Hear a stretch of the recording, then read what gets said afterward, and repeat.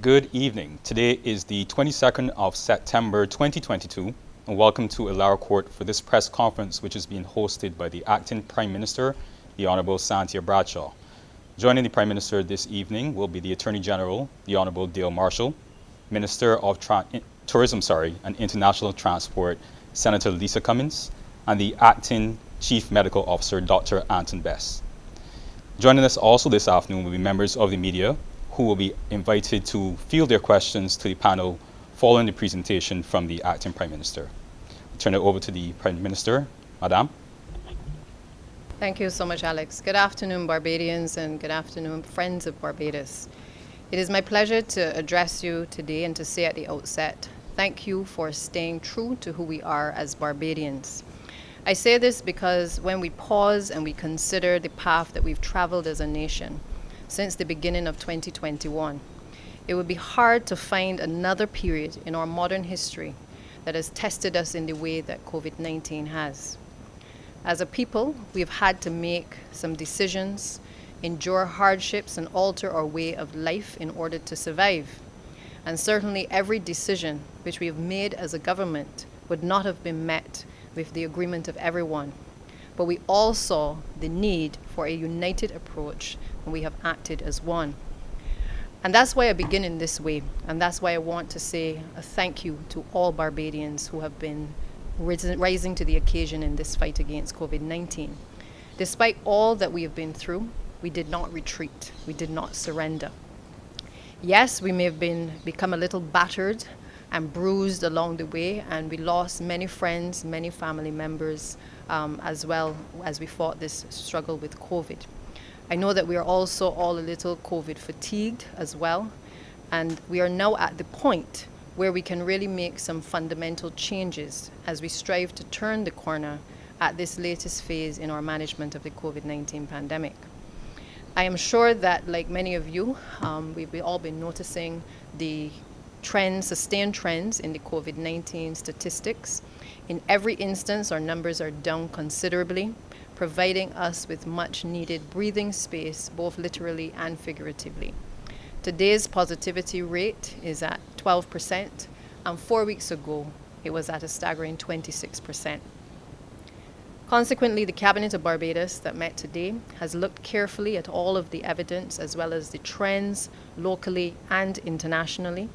And more countries we've seen relaxing mask wearing, some even totally removing them.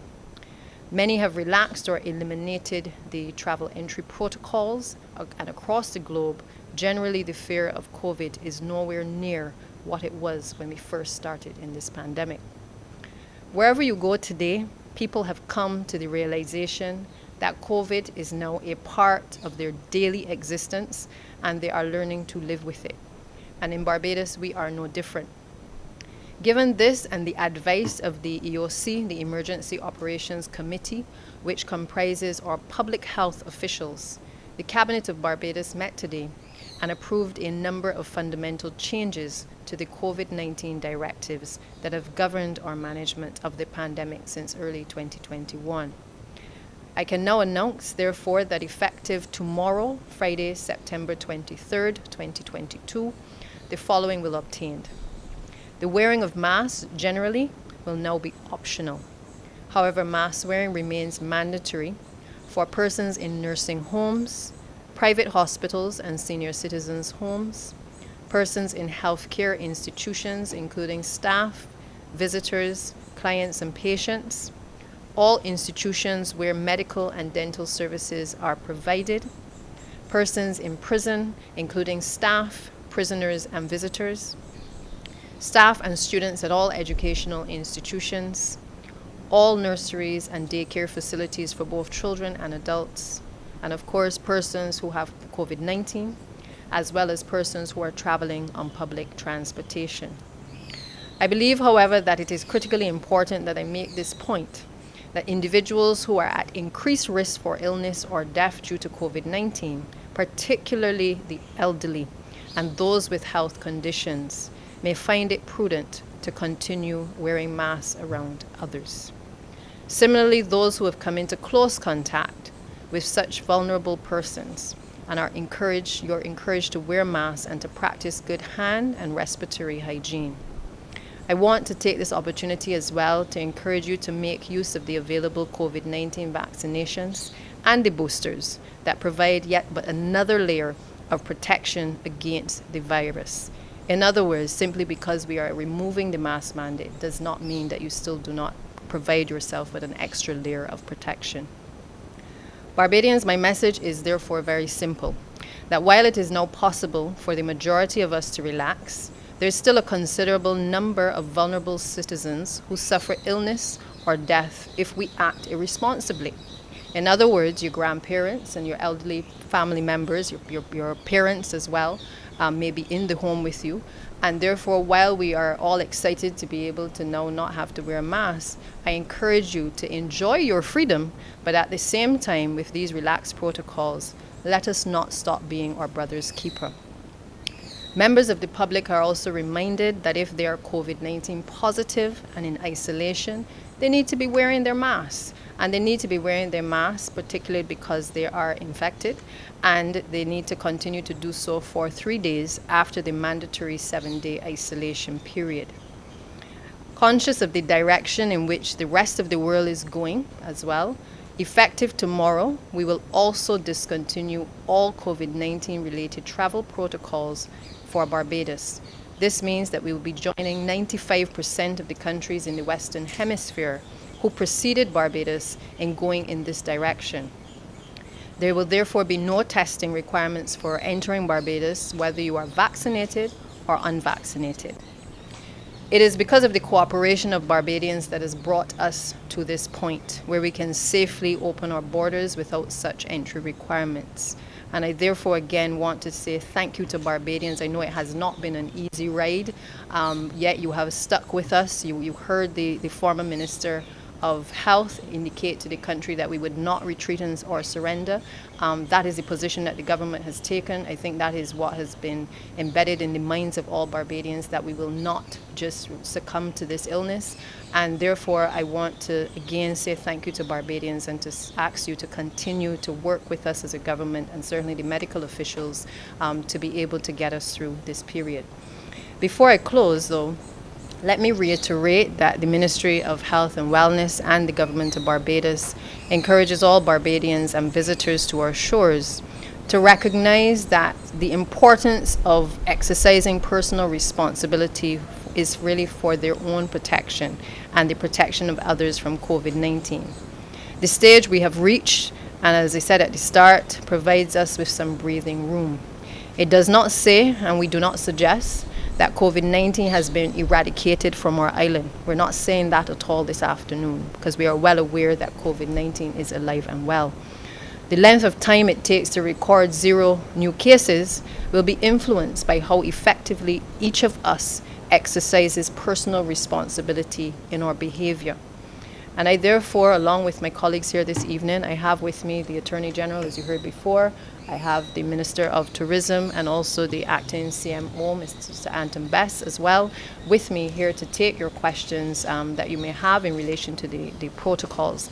Let me also apologize for the absence of the Substantive Minister of Health, who is away on government business. Acting in his stead, obviously, is Dr. Sonia Brown, who is also here with us as well. And I therefore will want to open the floor for any questions that you may have at this point in time.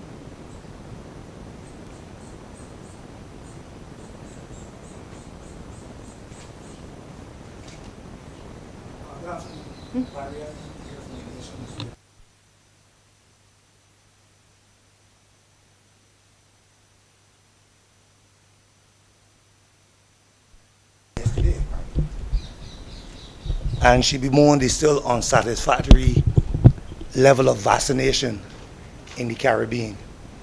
We are about 59% of our entire population now vaccinated. Is there anything the Ministry of Health and Wellness can do now to get more Barbadians to be vaccinated? Or are we at the stage now where our vaccination has plateaued to the point that we will not really see more adult Barbadians coming forward for vaccination against COVID-19?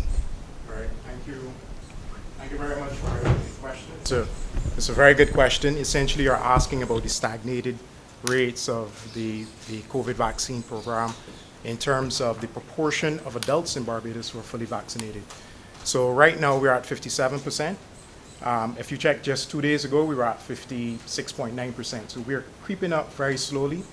And unfortunately, the numbers of persons coming forward to be vaccinated and boosted is very low. Fortunately, somewhat, when we compare what we're seeing in Barbados to the rest of the region, we are above the regional average, but still we're not where we ought to be and where we could be. But I think the question that you're asking, I could really fire back at you, because it's something that we've all been talking about from the time the vaccine program started 18 months ago. We need to encourage people to be vaccinated. We need to encourage people to not pay attention to the disinformation and misinformation out there and get the facts. Rely on the Ministry of Health and Wellness for reliable information. Rely on agencies such as PAHO, the World Health Organization, the U.S. Centers for Disease Control and Prevention, for reliable information on the effectiveness and the safety of the vaccines for COVID. So the vaccines for COVID are mainly, the greatest utility for the vaccines, as you all know, is to reduce the likelihood of death and severe illness. That still obtains even in an Omicron environment. So the Ministry of Health continues the vaccine program. We continue to find new strategies. We've partnered with many agencies, such as the same PAHO. We've recently completed a project with the IDB, the results of which are going to be officially, the outcomes of which are going to be officially presented to the government of Barbados within the next few days. And there are many other partners, many other strategies that we are employing to find creative ways to get people to be vaccinated against COVID. It really relies on all of us having an understanding of the benefits of it, encouraging our families, our friends, our children, our parents, our siblings, and simply having the correct information, because we believe that the relatively low vaccination rates are due to a lot of the misinformation which is causing vaccine hesitancy. Thank you, Dr. Best. It's a great question, but understand that the response is the solution rather, is very complex and it requires a multi-pronged strategy. And a follow-up question quickly. Last year, Dr. Elizabeth Ferdinand, one of the core coordinators of our vaccination program, she had mentioned the need for a governmental approach to a deep dive into long COVID. Now that we are at this stage of dealing with the pandemic, can you say if that deep dive into long COVID, the research into it, has started, or will you expect it to start in the very near future? Yeah, so Barry, another good question. The deep dive that Dr. Ferdinand would have been referring to may have been on the government's end in terms of understanding what long COVID is, or what we now call post-COVID condition in Barbados, and doing something about it. So we in the Ministry of Health have started. We've had internal discussions. We've met with BAM on the issue. We've actually developed a program that is yet to be finalized and presented to the cabinet on what it is we're going to be doing for post-COVID.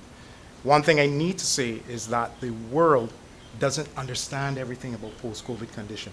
So essentially, somebody has COVID, and because of the generalized inflammatory process in the body, so persons who are hypertensive are getting problems with their hypertension. Persons who are diabetic, or persons who are pre-diabetic or not even known to be diabetic, are coming forward with diabetes. So it's touching on all different medical specialties. We're seeing a whole host of complications of COVID. And tying it back to your question, that's one of the benefits of the vaccine from my understanding. But appreciate that the level of understanding that we have is growing. There's a lot of new knowledge that's coming in every single day about post-COVID condition. So we will continue to pay attention to what the WHO is recommending, what the World Health Organization is recommending, and other health agencies as we learn more about post-COVID condition. So that's from CBC News. Sure. Does the relaxation from CBC News?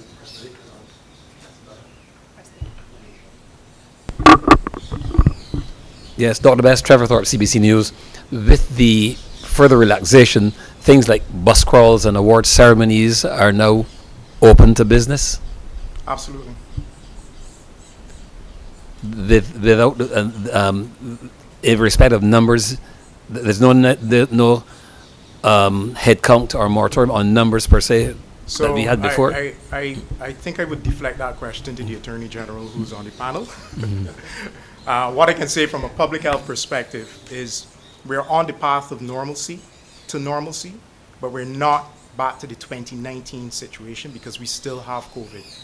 This is a marathon of the 26 miles plus in a marathon. We can see the finish line, but we're not there yet. So that is why we are constantly relaxing protocols, but it can't be business as usual completely as we did at the end of 2019. But the Attorney General is the best person to answer the question in terms of the law. Well, more important than the law is the background reasoning to how we approach the directives. But I think, Trevor, that you would have seen, and you would have been with us, all of you would have been with us from the beginning, back in March of 2020, when you had a very restrictive regime. And as we progressed through COVID, we had to tighten those restrictions to the point where we had to abolish bus crawls and so on. Obviously, the Ministry of Health and the Chief Medical Office and his Chief Medical Officer and his staff inform and advise Cabinet on what form the regulations should take. So it's not a case where the Attorney General's office or Cabinet makes specific decisions on rules and regulations without the input of the CMO. The relaxation process is continued, and so today we have an environment that is, there are still some restrictions, but it is actually a lot freer than before. So in terms of numbers, that is no longer, limitations on numbers is no longer relevant because we've removed the physical distancing requirement. We are making, as the Prime Minister has said, we're making wearing of masks in spaces optional. So today, because we are bound by the law, we have our masks. But as of midnight tonight, we can gather in Elara Court, gather in Parliament, anywhere at all of that kind, and not be required to wear a mask. So I understand there's a visceral almost feeling that if people can gather in large numbers, then there's a risk. But I think that we've come a long way, and the Ministry of Health is satisfied that at this point we are able to ease the restrictions on Barbadians. But be mindful too that Prime Minister Motley has always said that when the time comes for us to mash brakes, we will do so. At this point, we still have a state of emergency in play, and we feel comfortable as a cabinet. Cabinet supported these particular measures today, so we feel comfortable that the advice that we're getting from CMO is the best advice that we should follow. So what we reflect in the directions comes from the guidance they give us, and at this point we don't feel there's a need to have any restrictions in terms of numbers and things of that sort.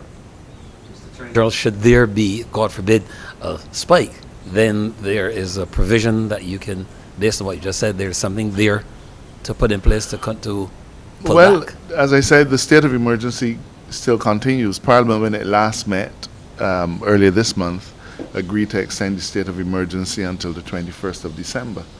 And that gives us a legal and regulatory framework to make adjustments. We've been adjusting downwards in terms of the level of restrictions on Barbadians, but if necessary, there's all of the legal powers that were here from March of 2020, those are still available to us. So on the advice of the CMO, if it is necessary, we do have the opportunity to tighten things again. I have a question for Dr. Bess. Dr. Bess, a few weeks ago, Dr. George would have given us an update on monkeypox, but I'm sure, as you would understand, since then thousands of people would have come through our borders. Can you tell us now if the ministry has had any more people present symptomatic of monkeypox, and if so, have you done any additional sequencing to deal with that virus? We are living in a world that is a pandemic world, and we're not only dealing with COVID-19, we are also dealing with monkeypox. Can you give the country an update regarding monkeypox? Thank you. Yeah. So the question is, in essence, have we continued the surveillance for monkeypox at our ports of entry?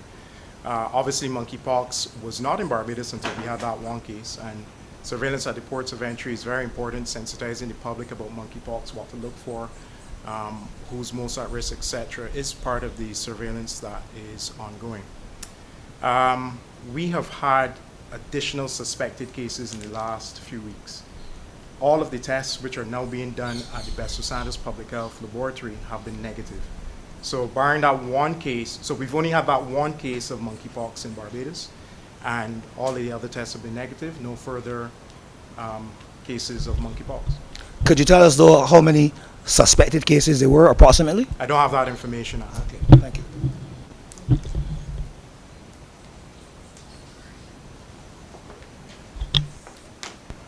Hi, good evening. I'm Shamar Abdullah from Barbados today. My question is for Dr. Best. Dr. Best, obviously, schools would have resumed this week to full capacity, obviously, compared to previous months.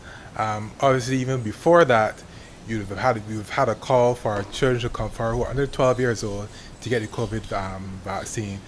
Can you give us an update on how the numbers have been going? Is the Ministry of Health pleased with the numbers that have been coming forward? Just give us an update on that. Okay, so you're asking about the vaccine for children 12 and older? Because okay, I thought you said older, because the vaccine that we recently introduced is the Pfizer-BioNTech vaccine for the pediatric population, children between the ages of 5 and 11. I don't have the numbers for that. I can tell you that the numbers are not as high as we would like, so we continue to encourage parents and guardians to bring their children forward to be vaccinated against COVID-19, because we have access to the pediatric vaccine. We have it here in Barbados. Yes, can you tell us if the status quo will remain as it relates to vaccination centers? Because as our numbers have plateaued, will we keep the same amount of vaccination centers open? These centers use up resources, use up staff, etc. Are we going to now centralize it where the additional Barbadians that want to come now, if they will come one place, say, for instance, Scott or Brantford Polyclinic? So when we started the vaccine program in February of last year, it was necessary for us to have additional sites for persons to come and get vaccinated. We had multiple additional sites. We used church halls, community centers, and we had to do that simply because we needed to avoid the crowding that would have occurred in the polyclinics given the numbers of persons that were coming forward to be vaccinated. However, in the last few months, we've had to whittle that access down simply because the demand isn't there. So at this current point in time, I believe it's only a handful, probably 1 or 2 additional sites where you can get vaccines outside of the polyclinics. So another part of the question is, or another way I'd like to answer the question, is to say that we are merging the COVID vaccine program into the EPI, the expanded program for immunization, which is the regular vaccine program for children, but then it also includes vaccines for adults who are traveling, influenza, the seasonal influenza vaccine, pneumococcal vaccine, etc. So we are on the path for doing that. That is the only thing that makes sense. A lot of the clinics have done that. Some of the larger clinics, some of the busier clinics have not yet done that, but certainly within the next few months we will get there where that vaccine, the COVID vaccine program, is fully integrated into the clinics. Instant follow-up question for that too is, yesterday Dr. Etienne expressed in some ways shock at the amount of polio that had resurfaced in the North American hemisphere. Can you explain to us if the Ministry of Health and Wellness has similar concerns when you look at what our EPI has done for the last 3 decades? Does the ministry share that concern about polio? Absolutely. So we share the concern about vaccine preventable illnesses because the coverage for vaccines has dipped below the 95% coverage benchmark that we want. So in essence, we want 95% of children who are eligible to be vaccinated for vaccine preventable illnesses to be vaccinated. When we look at the measles vaccine, for instance, in MMR, we were at 85% in 2020, and we dropped to 76%. So this happened, some of this happened before COVID, before the COVID pandemic, before the vaccine hesitancy associated with the COVID vaccine.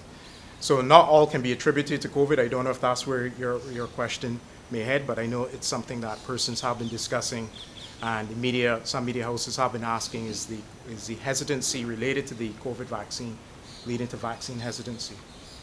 Answering your question specifically about polio, Barbados, like other countries in the region, remain concerned because we do have vulnerable populations within our community, and it goes beyond polio. Measles, for instance, extremely contagious. When you drop below that 95% mark, you have vulnerable children and vulnerable people in your population. 95% mark for polio especially is the herd immunity level. What can the ministry do, however, to get it from 85 back to the So this is something that didn't start yesterday, didn't start last month. This is something that's ongoing. We have consistently tried to implement strategies to get to that 95% coverage. So we continue access to the vaccines within the polyclinics. We go into the schools to vaccinate the young kids. We look for new strategies and new ways to encourage parents to bring their kids forward to be vaccinated against these diseases. Dr. Best, would it be a fair assumption that in recent times Barbados has become a vaccination reluctant society? And if you feel that way, I mean, what can we do from a public health perspective really to change that? All right, so let me say that we are recognizing that there is greater vaccine hesitancy in Barbados. I don't want to label Barbados as a vaccine reluctant society, but certainly vaccine hesitancy is increasing in Barbados. It is a concern for us, as it is across the region and globally.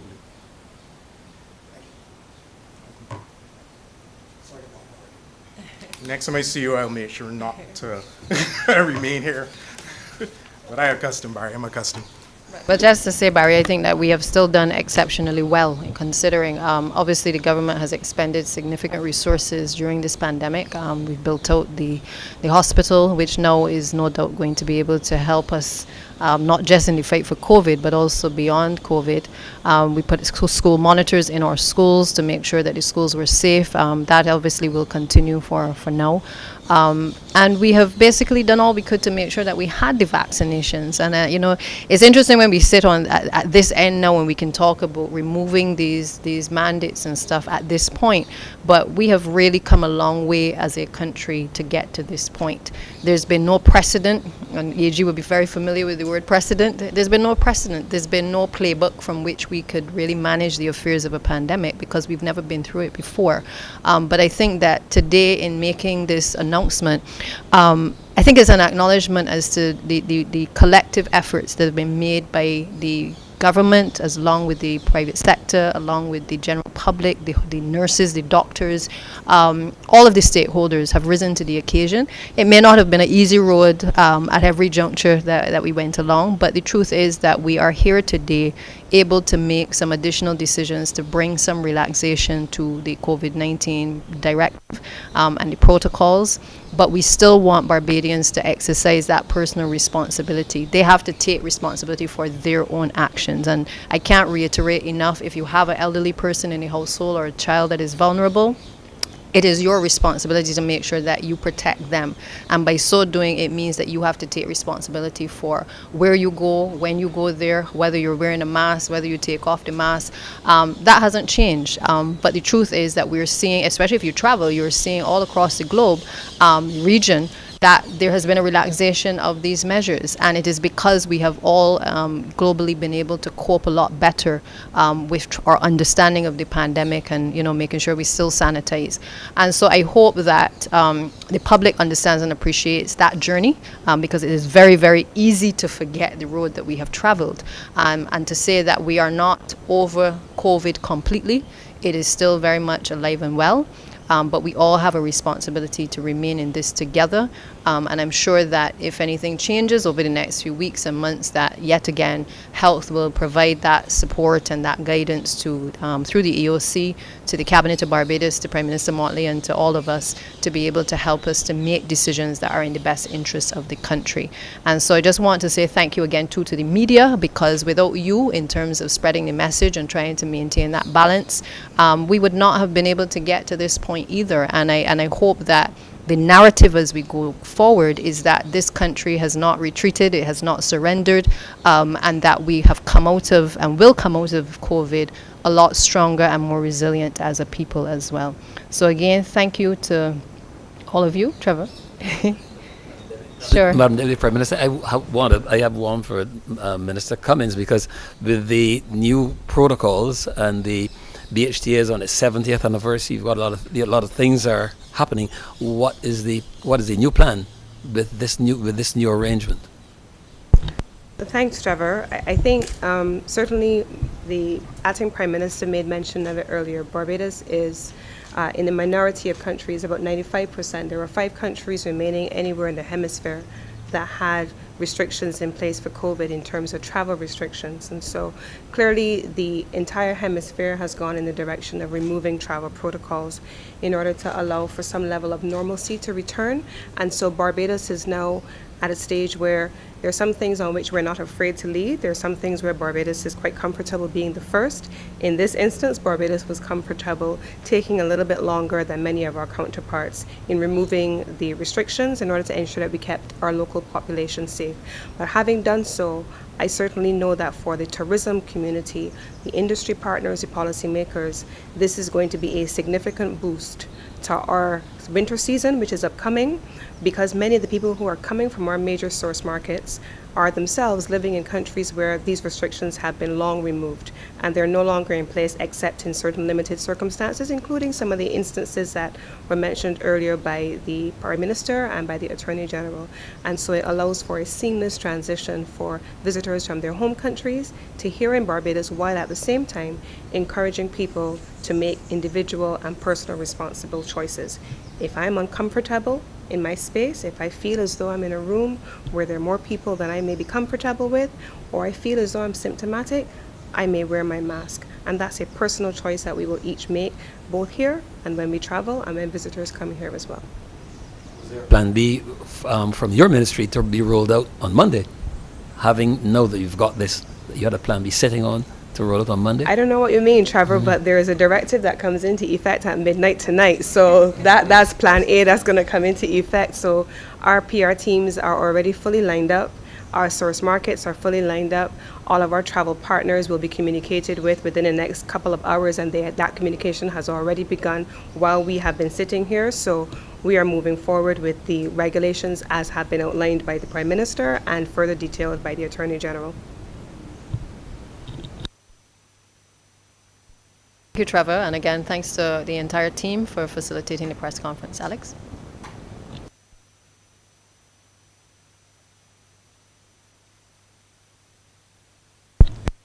Thank you so much, Madam PM, and thank you to the Attorney General, the Minister of Tourism and International Transport, and also thank you to the Acting Chief Medical Officer for sharing with us here on these matters of national importance.